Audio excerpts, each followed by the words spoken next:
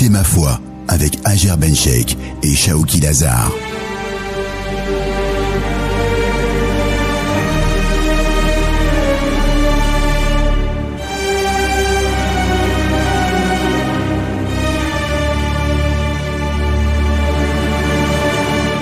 Bonjour à toutes et à tous, très heureuse de vous retrouver sur les ondes de Dorix FM pour aborder un sujet fort intéressant et on va poser la question à Dr Shaoki Lazar, professeur d'études islamiques à Qatar University. Dr Shaoki Lazar, bonjour. Bonjour Hajer. La question du jour, la vie des gens sur nous importe peu, aussi pieux soit-il, seul le regard de Dieu est important, vrai ou faux? C'est vrai Hajer, ce qui compte au-dessus de tout, c'est le regard que Dieu porte sur nous. D'ailleurs, le prophète sallallahu alayhi wa sallam a été réprimandé par le Coran parce qu'à un moment donné, il avait délaissé quelque chose par crainte du regard des gens. Donc, il avait en vérité été informé par Dieu du fait qu'il allait se marier avec Zaynab, qui est l'ex de son fils adoptif, Zayd ibn Thabit. Et le prophète sallallahu alayhi wa sallam avait caché cette information car c'était quelque chose qui n'était pas acceptable socialement. Effectivement, à l'époque, le fait d'adopter quelqu'un, c'était autorisé avant l'islam.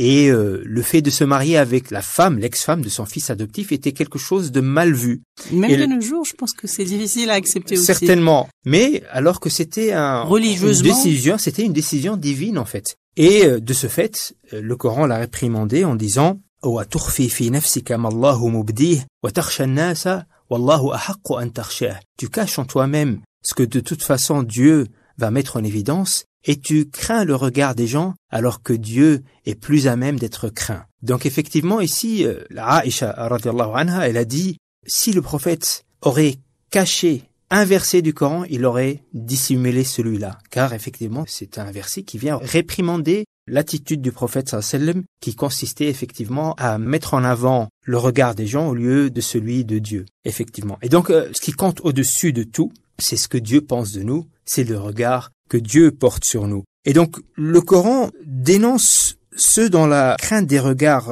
des gens est plus importante que la crainte du regard de Dieu. Par exemple, le Coran nous dit à plusieurs reprises, dans plusieurs endroits, un des versets dit « Yastakhfuna minan nasi wa la yastakhfuna min Allahi wa huwa ma'ahum » Ils craignent, ou bien ils se cachent des gens, ils se cachent des regards des gens, et ils ne se cachent pas de Dieu alors qu'il est avec eux. Donc, cela relève quelque part d'une faiblesse dans la foi, car Dieu est avec nous à tout moment, il regarde tous nos actes, et le fait de vouloir plaire aux gens, ou craindre que les gens disent du mal de nous, eh bien, ça relève d'une faiblesse dans la foi, dans le sens où on perd quelque part, on n'a pas la conscience de Dieu, on n'a pas la conscience du fait que Dieu nous regarde. Et donc, ça peut être un péché, dans le cas où on délaisse quelque chose, on délaisse un péché, par crainte que les gens disent du mal de nous.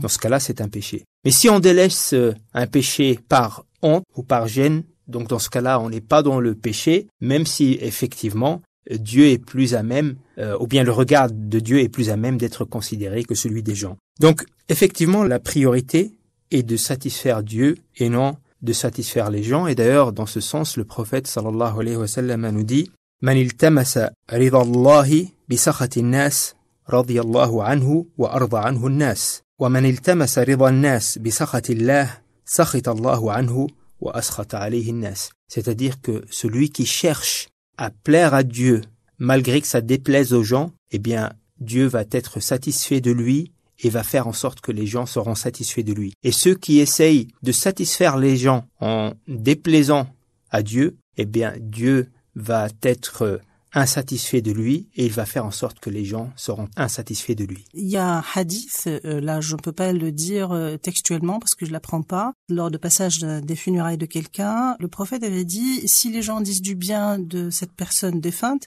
c'est bon signe.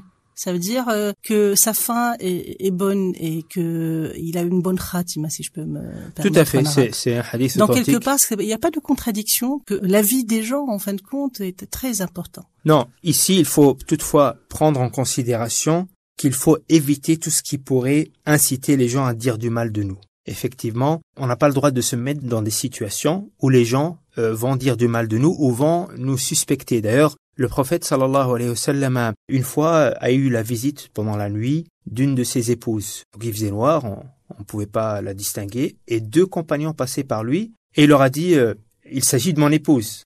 Et après, ils lui ont dit, sans qu'on lui demande. Voilà, ils ont dit, ô messager de Dieu, jamais on vous remettrait en question. Et après, il a dit, Inna shaytana yablughu min al-insani mablagha ad-dam wa inni khashaytu an yaqdhifa fi qulubikum shay'a. Donc, le diable coule dans l'être humain comme le sang. Et j'avais la crainte qu'il vous fasse une insufflation. Donc, quelque part, il faut effectivement éviter toute chose qui peut amener les gens à dire du mal de nous. Donc, il ne faut pas se mettre effectivement dans une situation semblable. Il y a toujours le risque que d'autres personnes qui ne nous aiment pas, par exemple, disent du mal de nous et nuisent à notre réputation sans que leur fasse du mal. Voilà, éviter cela, c'est pas notre priorité. Tant qu'on se met pas dans des situations effectivement douteuses, le premier objectif, c'est de plaire à Dieu, effectivement. Mais comme vous l'avez rappelé dans le hadith, si les gens disent du bien de nous, ça veut dire qu'effectivement, quelque part, il s'agit de quelqu'un de bien. Bien sûr, ici, il s'agit pas de n'importe quelle personne, il s'agit des gens de bien. Les fidèles, quoi. Les gens vertueux. Parce qu'on dit que les gens vertueux sont les témoins de Dieu sur terre. Tout à fait. Donc, si des gens vertueux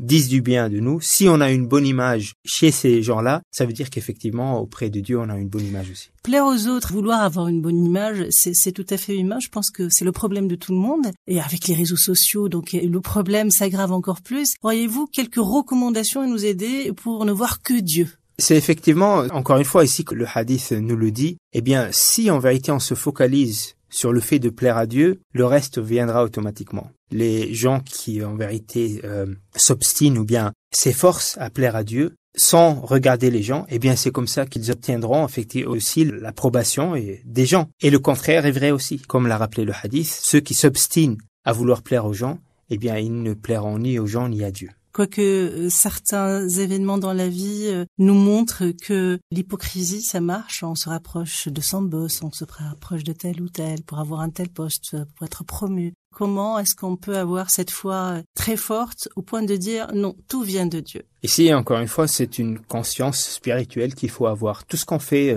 en termes d'obligations religieuses vise à avoir cette conscience de Dieu, vise à avoir effectivement, à lever quelque part ce masque, à éviter effectivement de vivre cette vie superficielle. Dr Shawqi Al-Azhar, professeur d'études islamiques à Qatar University, merci. La vérité, ma foi.